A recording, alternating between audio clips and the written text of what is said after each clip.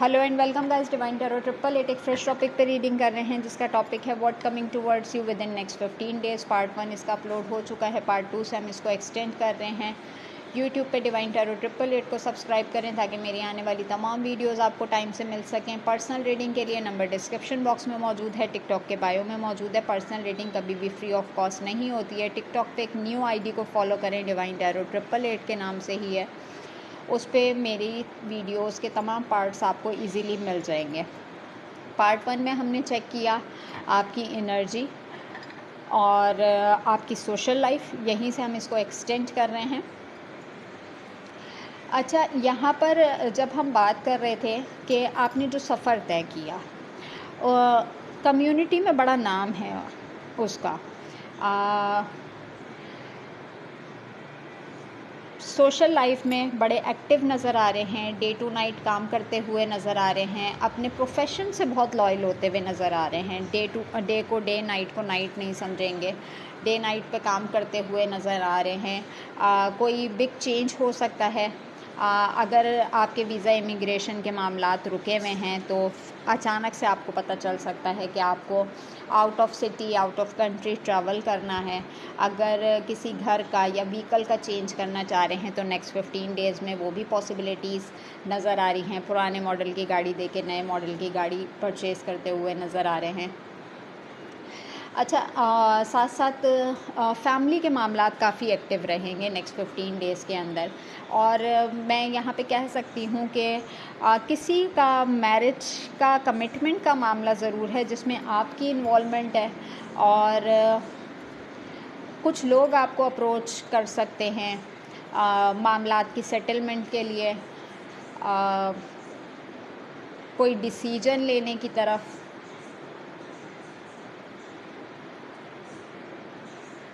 या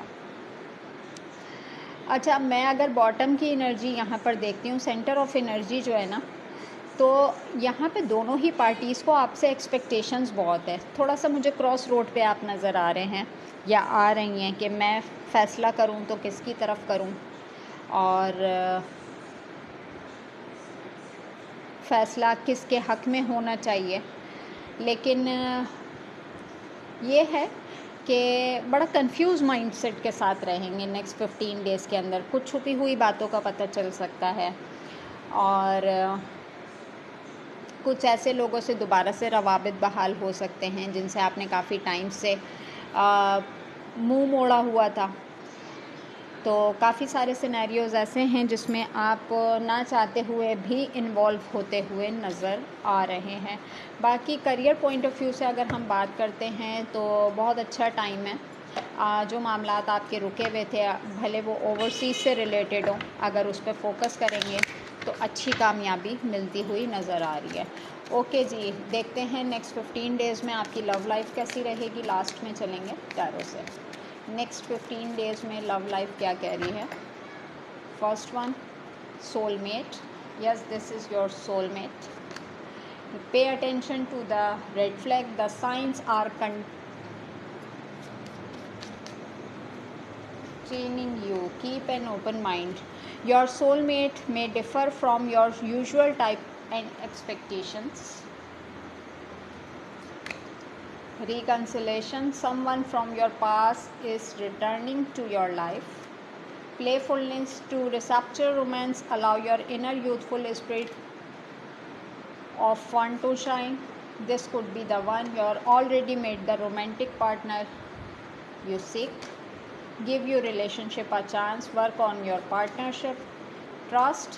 This situation is calling for you. Have faith. True love. This is the romance of a lifetime. Bottom deck में unrequited love की energy है। There is not enough attraction और chemistry to keep this relation going. अच्छा, अगर next 15 days में love life की बात करते हैं तो देखें यहाँ पर कुछ राज से पर्दा उठता हुआ नज़र आ रहा है। कुछ अलार्मिंग साइन आपको मिलेंगे जो बहुत ही आपने ओपन माइंड के साथ डील करना है, फेस करना है। कोई, अगर आप नो कांटेक्ट या ब्रेकअप सिचुएशन के हैं तो कोई पास्ट का पर्सन आपकी लाइफ में कम बैक कर सकता है। कोई पास्ट का पर्सन आप के ऊपर ट्रस्ट बिल्ड करने की कोशिश करेगा, जैसे कि हमारा साथ लाइफ टाइम का है और हमें पार्टनरशिप पे वर्क करना चाहिए, और किसी को रियलाइजेशन है कि आप जैसा कोई नहीं है, और आपको पता चलेगा कि कोई इंसान आपको अलार्मिंग साइन दे के गया था, कोई पर्सन आपकी तरफ कम बैक कर रहा है। और अगर ऐसी सिचुएशन नहीं है तो आपको किसी न किसी के हिडन अफेयर के बारे में पता चलेगा, उसकी एक्टिविटीज़ के बारे में पता चलेगा, बहुत सारी चीज़ें आपको पता चलेंगी अपने पार्टनर से रिलेटेड कि कहाँ पे उन्होंने कितना टाइम किधर एक्सपेंड किया, कौन से मामलात रहे। और आपका लव पार्टनर, लाइफ पार्टनर आपसे रिलेशनशिप में एक चांस डिमांड कर सकता है।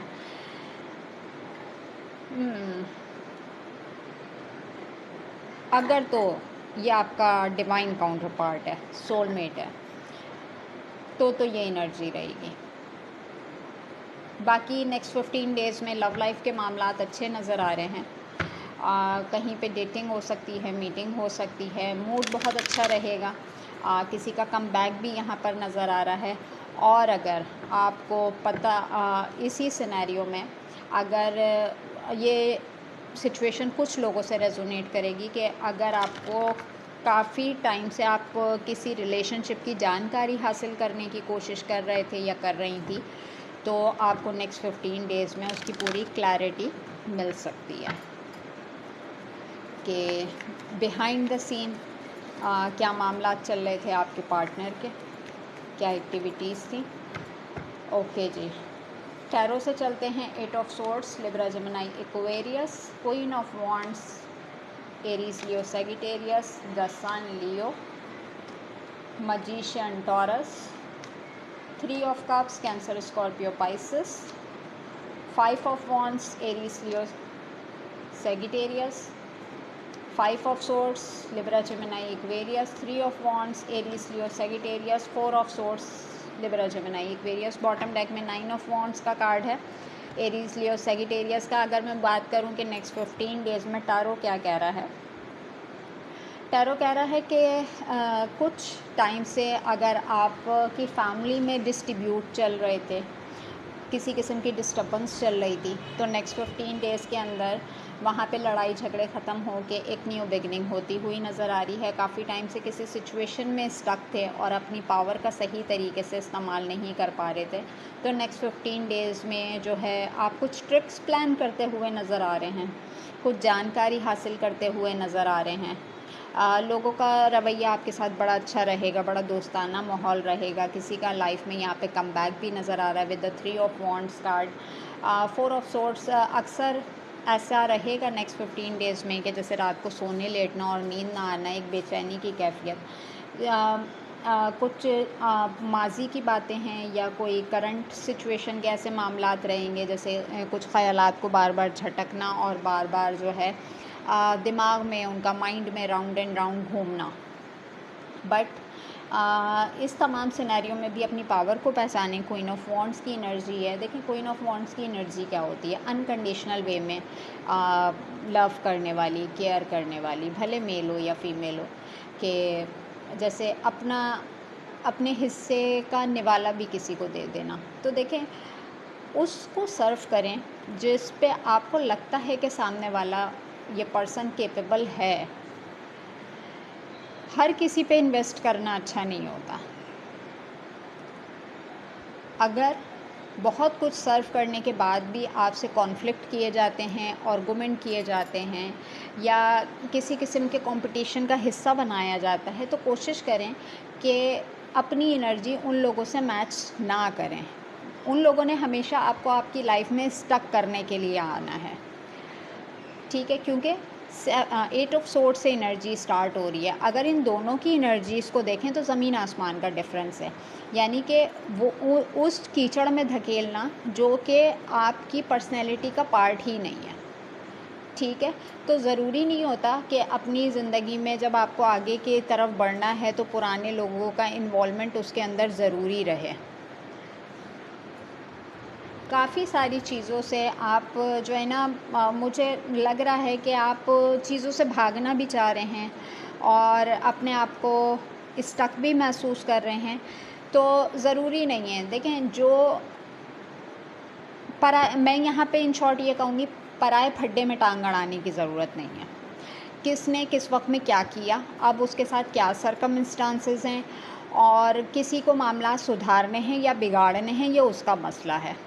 कौन कहाँ से भाग रहा है, कौन वापस आ रहा है, ये आपके मसले नहीं है। कुछ इस तरह के सिनेरियोज़ आपके सामने आएंगे, लेकिन डिपेंड करता है कि आपने चीज़ों को कैसे अंडर कंट्रोल रखना है। अपनी पावर को पहचानें, अपनी अथॉरिटी को पहचानें, बिला वजह के झगड़ों में टांग ना अड़ाएं, ठीक है। और अगर कोई आपके साथ मैनिपुलेशन करने की कोशिश करता है तो एटलीस्ट उसकी एक्चुअल इंटेंशन जान लें कि वो किस इंटेंशन के टूवर्ड्स आपकी तरफ आ रहा है, ठीक है। ये था पार्ट 2। मिलेंगे नेक्स्ट टॉपिक पे नेक्स्ट वीडियो के साथ। अपना बहुत ख्याल रखिएगा। Take care and bye bye.